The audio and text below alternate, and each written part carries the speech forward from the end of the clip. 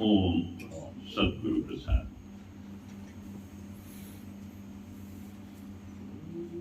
पहले के कर्म काटने ही मुश्किल हो गए हैं, फिर नए कर्म कौन बनाए।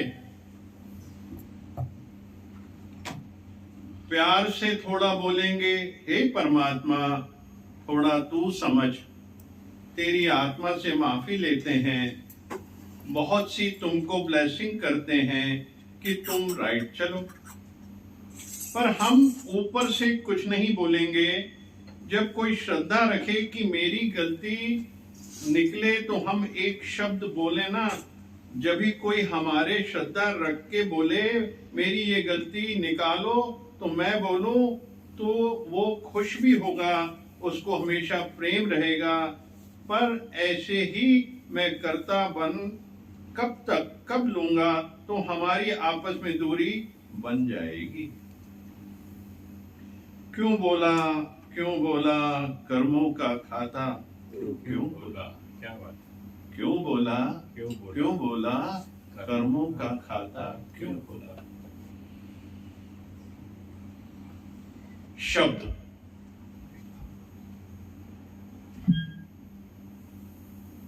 जीवन दान भी देते हैं, प्रेरणा भी देते हैं और कर्म भी बन जाते हैं शब्द से। तो हमेशा हर शब्द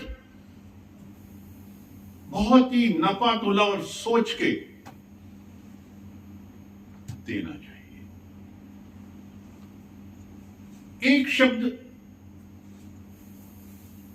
कहां तक चला जाता है, कहां तक चला जाता है, कहां के कर्म जागृत हो जाते हैं, कहां के भाव जागृत हो जाते हैं। किस तरीके से एक शब्द। कैकेयी को मंथरा ने कहा कि तेरा बेटा राजा बनना चाहिए। बस एक शब्द।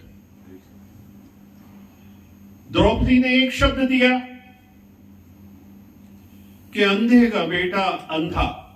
महाभारत हो गई। भरत को बनना चाहिए राजा। तो किस तरीके से परिवर्तन आया, कैकेयी के अंदर भाव धीरे धीरे जागृत हुआ। क्योंकि एक बार एक शब्द दिया, वो धीरे धीरे जागृत होता। और किस तरीके से राजा राम को वनवास हुआ। एक ही शब्द, एक ही शब्द। तो हमारे जो शब्द हैं बड़े नाप के, तौल के, समझ के, बुद्धिमाने से, विवेक बुद्धि से आने चाहिए किसी के भी प्रति। चाहे सेवादार हो, चाहे परिवार के लोग हों, छोटे बच्चे हों, मित्र यार हों, हर एक की सीमाएं हैं। हर जगह सीमाएं हैं, क्योंकि सीमा का उल्लंघन ही शब्द का अपशब्द होना है, जो घातक होता है।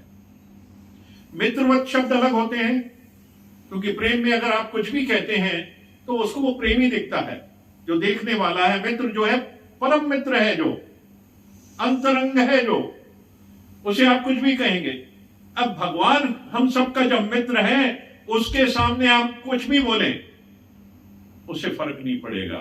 वो तो तुम्हारी श्रद्धा के ऊपर डिपेंड करता है। अगर हम सबकी श्रद्धा भगवान के प्रति है, तो अगर राम राम और मरा मरा भी बोलेंगे तो राम राम हो जाएगा, क्योंकि ये श्रद्धा से आया है।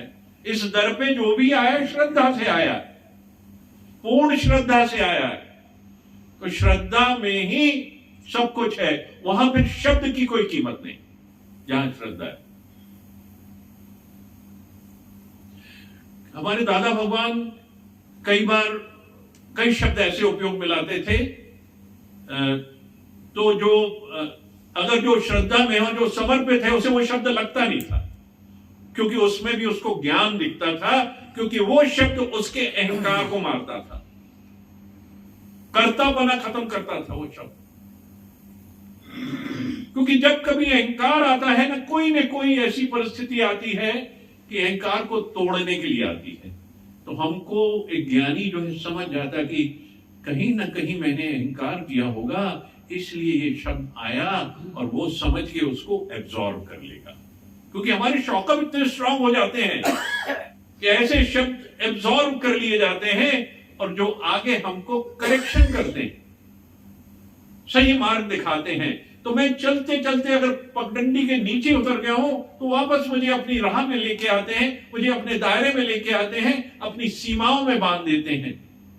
इसलिए कभी भी अगर कोई गुरु का शब्द तीखा भी आए, तो समझना कि तुमने कहीं ना कहीं कोई अहंकार किया होगा, उसको तोड़ने के लिए, खत्म करने के लिए वो शब्द आया। अब हम अपने परिप्रेक्ष्य में लेके बैठ जाते हैं अगर उस शब्द को, तो हम फिर हमेशा के लिए पटरी से उतर जाते हैं। क्योंकि हमने वो धारणा बना ली कि इसका मेरे प्रति कोई सम्मान नहीं, मेरा मान नहीं, क्योंकि अब तुम संसार में आ गए, मान अपमान में आ गए। क्योंकि ज्ञान में मान अपमान है ही नहीं, और जो इस मार्ग पे चला है वो अपमान में भी मान समझता है अपना। अगर गुरु की तरफ से कोई ऐसी शब्द आया, तो सबका मान है इसमें, हम सबका मान है। देखिए, साईं भगवान आए थे, पहली बार जब आए, हम लोग कार ड्राइव करके लेके गए, सनी वहां से लेके आया नागपुर से, और स्टेशन से हम लेके घर पहुंचे, तो वहां स्थान पे, तो वो स्थान पे पहुंच के भगवान को छोड़ा, और फिर उसके बाद जब फिर कहीं जाना था, तो मैं ड्राइवर की सीट पे बैठने लगा, तो इतने में नहीं, अब ये चलाएंगे। मेरे ख्याल श्री राम जी थे उस समय। थोड़ी देर के लिए लगा, पर बाद में ये एहसास हुआ कि ये गुरु ने जो कहा है इसका कोई तात्पर्य है। यानी थोड़ा अहंकार चढ़ गया होगा कि मैं गुरु के साथ बैठा हूं और मैं अपने आप का महानता में चला जाना चाह रहा हूंगा, इसलिए भगवान ने वो मेरा तोड़ा। तो जब हम इसको एक्सेप्ट करते हैं, तो उसमें आपकी श्रद्धा, आपकी परिस्थिति, आध्यात्मिक उन्नति 4 गुना बढ़ जाती है। उसे कभी भी पर्सनल नहीं लेना चाहिए। इन बातों के, गुरु के शब्दों को कभी भी पर्सनल ना लें। वो हमारी आध्यात्मिक उन्नति के लिए शब्द आते हैं।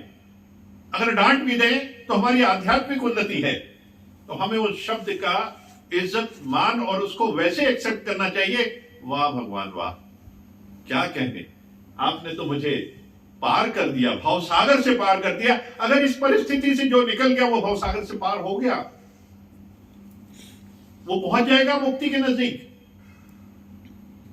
ये हमारा भाव फिर काम करता है, हमारी सोच, हमने उसको कैसे लिया। अब देखिए, जैसे एक मेंटली रिटार्डेड बंदा है, उसको आप कैसे भी शब्द दो वो हंसता रहेगा, उसे कोई परिवर्तन नहीं, उसे कोई अर्थ नहीं समझ आ रहा। तो इसलिए हम हर भाषा का अर्थ ना समझे, उसके अर्थ में ना जाओ,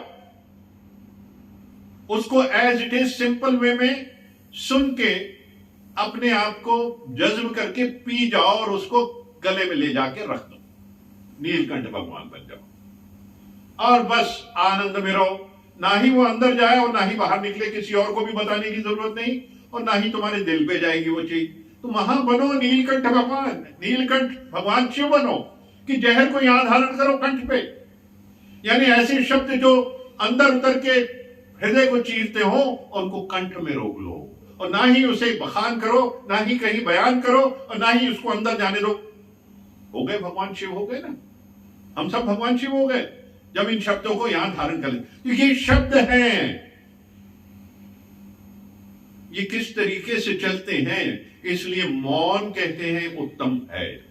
ऐसी परिस्थिति में मौन रह के मुस्कुराते रहना चाहिए, और वो सारे के सारे जितने हैं डिसॉल्व हो जाती है सिचुएशंस।